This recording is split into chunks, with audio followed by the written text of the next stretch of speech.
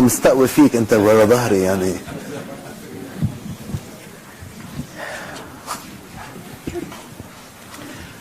Good afternoon, everybody, Your Excellencies, ladies and gentlemen. It's wonderful to see so many people who have gathered to talk about a subject that is on the minds of all of us, very much so. And also the people in Lebanon. We are streaming this live and taking it live on Cnbc Arabia, so we welcome all of you.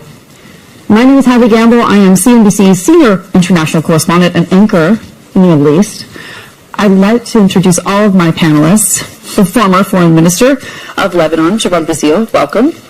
Sigrid Kaag, Minister from the Netherlands, and also the CEO of Damac Properties, Hussain Sajwani. Welcome, panelists.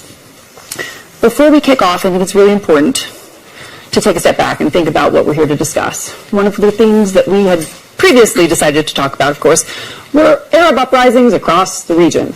However, with the significant amount of interest in the presence of the gentleman sitting beside me, we're going to focus a little bit more tightly on the situation in Lebanon. And I think that we can all agree that this is a situation that has potential for spillover across the entire region and implications for whatever happens from Washington to Moscow and elsewhere. When we think about what happens next in that country, a lot of concern, not just from folks inside Lebanon, but also for international investors. CNBC, obviously, the biggest financial news network in the world, something we watch very, very closely in terms of the numbers.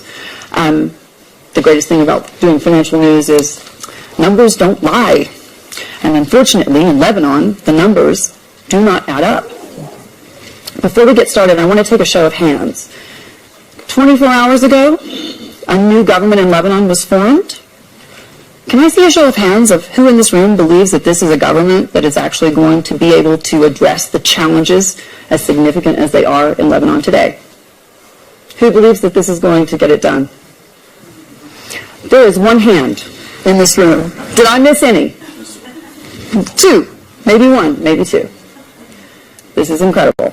Okay, so this is a government that nobody in this room, at least, believes can get it done when it comes to fixing the situation in Lebanon. This is a country in economic collapse. It's a story I've been covering for many, many months now, even years, I might say. To blame it all on the central bank governor is to miss the bigger point. I mean, Jamie Dimon from JP Morgan yesterday saying on CNBC that, central banks, they can do a lot when it comes to economies, but at the end of the day, it's not something that they can fix with a magic wand. It has to also be followed up by serious fiscal reform, serious fiscal commitment from finance ministers, and that's unfortunately something that we have not seen in Lebanon. Minister, can I kick off by asking you something that has been asked to me multiple times on Twitter and Facebook and Instagram? How did you get here? How did I get here? Did you take a private plane? I came simply on my own expenses. On your own expenses? Yes. I know rumors and lies circulate always on issues like this, but I'm used to this, and this is the reality. On my own expenses. Don't ministers make about $5,000 a month? How does one charter a plane on $5,000 a month? Not one Lebanese lira on the expense of the Lebanese treasury. Very simple. So this is family money? No, this was offered to me. As like to have friends like I that. I was invited We're here. We're not allowed to have friends like that when you're in government. You think? No. We're not either, unfortunately. No. I was invited here as my position as a foreign minister, and I told them insisting that I will not be a foreign minister, and I insisted on this invitation. You too, you decided with the gentleman here organizing this debate on my presence, and I'm glad to be here. I did all my best, to have a new government in Lebanon and not to miss the opportunity to be here, to always be vocal about my country and about the opportunity but that we have now. Technically, you do not represent your government anymore. You're leading the largest political bloc, but you are not, in fact, a minister. Yeah, exactly. I'm no more a foreign minister. So a lot of people are like, why is he here?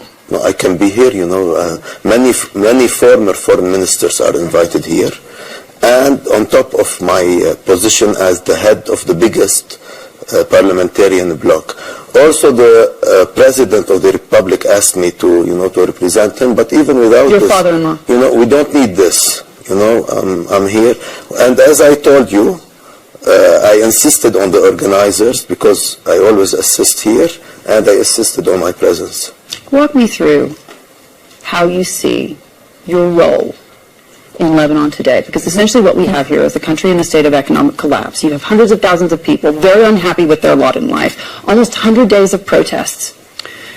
And the challenge, frankly, facing Lebanon today is enormous.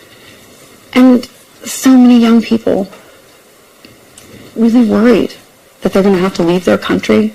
The brain drain in Lebanon, the numbers, we all know the numbers, significant.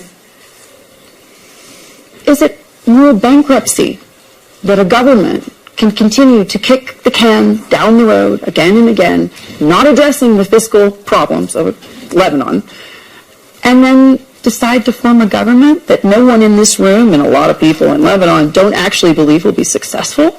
Is that not a crime against your own country?